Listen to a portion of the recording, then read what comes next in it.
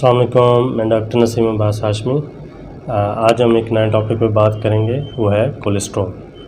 तो सबसे पहले हम देखेंगे कि कोलेस्ट्रॉल की वजूहात क्या हैं। ये विरासती भी होता है, यानी कि जेनेटिकली अगर फैमिली हिस्ट्री में कोलेस्ट्रॉल है आपके पेरेंट्स में तो आप में भी आ सकता है, बच्चों में आगे फारवर्ड हो जाता है। इसके अलावा जो लोग स्मोकिंग ज़्यादा करते हैं उनमें कोलेस्ट्रॉल के चांस ज़्यादा होते हैं।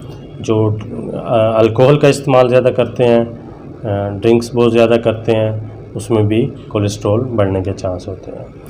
एज फैक्टर भी होता है, मतलब 40 इयर्स के बाद ये इसके चांस ज़्यादा होते हैं। और अनहेल्दी लाइफस्टाइल जिन लोगों को होता है, मतलब वक्त पर न सोते हैं, वक्त पर खाना ना खाना, उठना बैठना उनका मतलब कोई चीज़ वक्त पर नहीं होती, तो उन लोगों में भी कोलेस्ट्रॉल के चांस ज़्यादा होते हैं।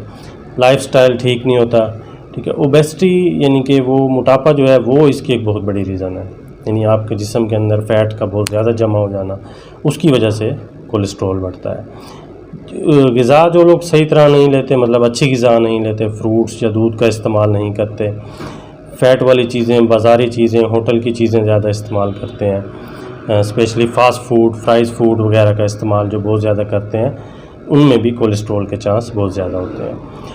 कोलेस्ट्रॉल की कुछ टाइप्स हैं उसमें, जैसे कि है LDL, लो डेंसिटी लिपोप्रोटीन।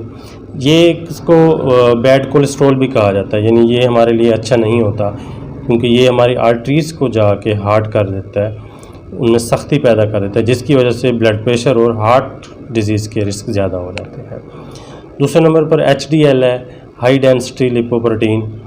जिसको अच्छा कोलेस्ट्रॉल, गुड कोलेस्ट्रॉल भी कहा जाता है, क्योंकि ये हमारे ब्लड में से एक्स्ट्रा कोलेस्ट्रॉल को ले जाके जिगर में वापस पहुंचाता है।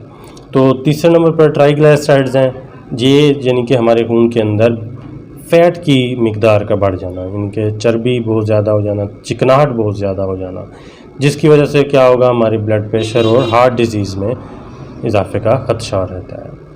अगर हम अलामात की बात करें, कुछ स्पेशल अलामात तो नहीं होती, लेकिन चंद अलामात हैं जिससे हमें पता चल सकता है कि हम कोलेस्ट्रॉल की तरफ जा रहे हैं, जैसा कि चेस्ट पेन, सांस में तंगी होना, घुट घुट के सांस आना, हार्ट अटैक की अलामात आ सकती हैं, हाई ब्लड प्रेशर की अलामात आ सकती हैं, शुगर की अलामात आ सकती हैं, जोड़ों में दर्द हो सकता है, और स्ट्रोक का भी इसमें खतरा होता है। अगर इस किस्म की अलामात हों तो आप अपना लिपिड्स प्रोफाइल का जो टेस्ट होता है वो चेक कराएंगे और इनकी हम वैल्यूज़ को देखेंगे। अगर हम इससे बचने की बात करें कि इससे कैसे बचा जा सकता है, तो हम नमक का इस्तेमाल कम करें, चिकनाहट वाली चीज़ें हैं, जो फैट्स हैं, तली हुई चीज़ें, उनका इस्तेमाल कम कर दें। अगर इनका लेवल बहुत ज़्यादा है तो वो तो इन चीज़ों को बिल्कुल छोड़ दें। और इसके अलावा रेगुलर एक्सरसाइज करें, 30 से 40 मिनट की वॉक कम से कम होना ज़रूरी है। अगर आप स्मोकिंग करते हैं तो स्मोकिंग छोड़ दें, क्योंकि ये भी एक बहुत बड़ी वजह है जिसकी वजह से आपका कोलेस्ट्रॉल बढ़ जाता है। ड्रिंक्स का अगर इस्तेमाल ज़्यादा है, कोल्ड ड्रिंक्स हो गई या अल्कोहलिक ड्रिंक्स जो है, उनसे बचें, उनको छोड़ दें, ठीक है, क्योंकि इनकी वजह से भी कोलेस्ट्रॉल में इजाफा बहुत ज़्यादा होता है। और इसकी जो एक मेन वजह है वो स्ट्रेस भी है। स्ट्रेस जो है वो आपके अंदर इस चीज़ को बढ़ाती है, कोलेस्ट्रॉल का लेवल उससे भी बढ़ जाता है, तो स्ट्रेस को भी मेंटेन करें। अगर हम मेडिसिन की बात करें तो होम्योपैथिक मेडिसिन इसके लिए बहुत अच्छी हैं। मैं चंद अद्वियात के नाम लूँगा जो आपने अपने होम्यो कंसल्टेंट के मशवरे से वो आप इस्तेमाल कर सकते हैं। उनमें जैसा कि कलकेरिया कार्ब है, बहुत अच्छी दवाई है। कलकेरिया फ्लोर है, जो आपकी आर्टरीज़ के तनाव में कमी लाती है, उनकी सख्ती को कम करती है।